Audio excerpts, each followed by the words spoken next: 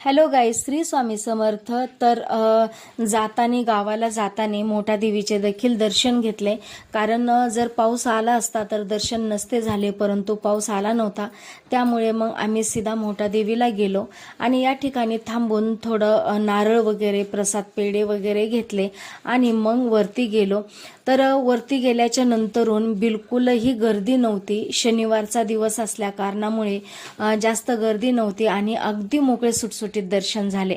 आणि आम्ही गेल्याच्या नंतरून 5च मिनिटांमध्ये अगदी आरती चालू झाली आणि अगदी आरती देखील झाली आणि छानपैकी दर्शन घेऊन आम्ही परत गावाकडे निघालो. तर बराच वेळ झाला होता, संध्याकाळचे 7:30 वाजून गेले होते, अगदी 7:45 वाजत आले होते. तर दर्शन घेऊन गावाकडे निघालो. गावाला जाईपर्यंत 8 वाजले होते. हा छोटासा जर व्हिडिओ तुम्हाला आवडला असेल तर व्हिडिओला लाईक करा आणि कमेंट बॉक्समध्ये हजेरी द्या.